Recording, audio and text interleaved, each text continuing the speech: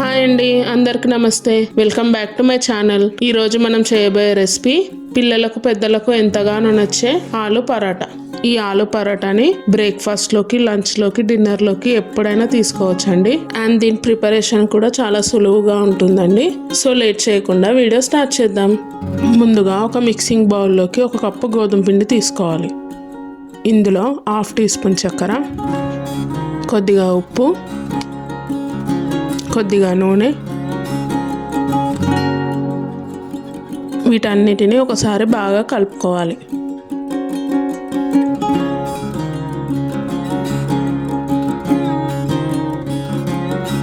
ఇందులోకి కొద్దిగా నీళ్లు వేసుకుంటూ చపాతీ పిండిలా కలుపుకోవాలి.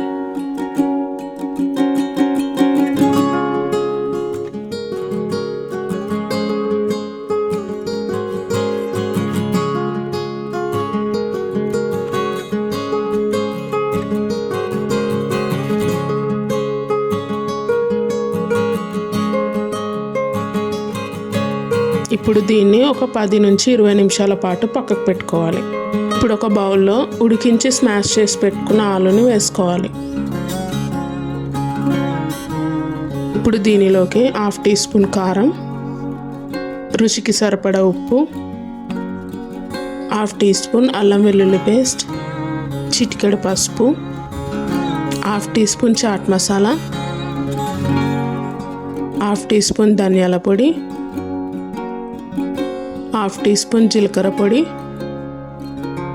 సన్నగా కట్ చేసుకున్న ఉల్లిపాయలు, సన్నగా కట్ చేసుకున్న పచ్చిమిర్చి, సన్నగా కట్ చేసుకున్న కరివేపాకు, 1/2 టీ స్పూన్ నూనె వేసుకొని వీటన్నిటిని బాగా కలుపుకోవాలి.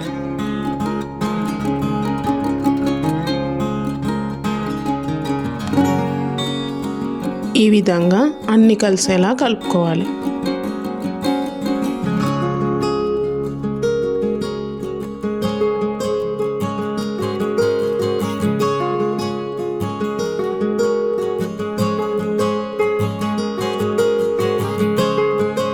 ఇప్పుడు పిండిని ఈ విధంగా బాల్స్లా చేసుకొని పక్కకు పెట్టుకోవాలి. ఇప్పుడు ఈ పిండి ముద్దని పొడి పిండిలో అద్దుకోవాలి.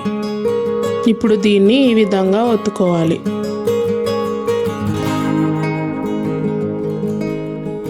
ఇప్పుడు దీనిలోకి మనం ముందుగా ప్రిపేర్ చేసి పెట్టుకున్న ఆలుని ఇలా రౌండ్గా చేసుకొని దీన్ని ఈ విధంగా మధ్యలో పెట్టుకొని నేను చూపించే విధంగా క్లోజ్ చేసుకోవాలి.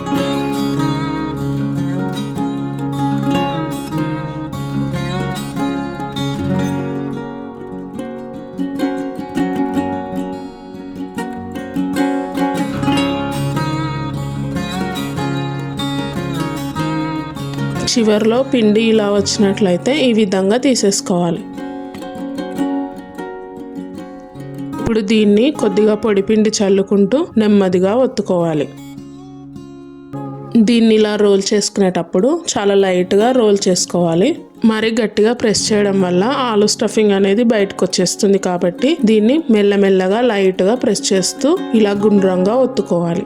ఆలు స్టఫింగ్ ఇలా కొద్దిగా బయటకు వచ్చినా పర్వాలేదండి. మనము పరాటాన్ని 2 వైపులా కాల్చుకున్నప్పుడు ఆలు లేయర్ అనేది చాలా క్రిస్పీగా ఉంటుంది. ఇప్పుడు దీన్ని వేడివేడి పెనంపై వేసుకొని 1 నిమిషం పాటు కదిలించకుండా అలానే ఉంచాలి.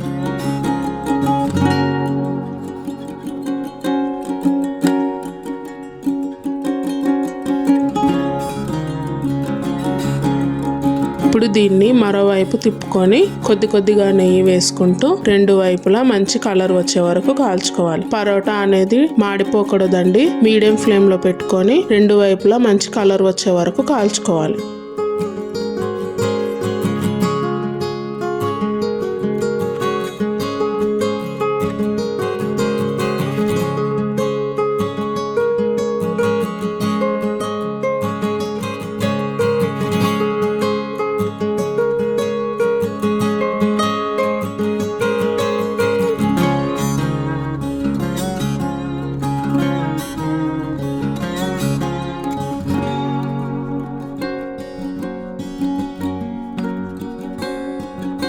చూసారు కదండి, పరోటాని ఈ విధంగా కాల్చుకోవాలి. అంతే అండి, ఆలు పరోటా రెడీ అయింది. ఈ పరోటాని కెచప్ తో గాని లేదా పెరుగు చట్నీతో గాని తీసుకున్నట్లయితే చాలా టేస్టీగా ఉంటుంది. ఈ రెసిపీ గనక మీకు నచ్చినట్లయితే లైక్ చేయండి, షేర్ చేయండి, కామెంట్ చేయండి అండ్ మరిన్ని రెసిపీస్ కోసం మా ఛానల్ ని సబ్స్క్రైబ్ చేసుకోండి. Thank you for watching.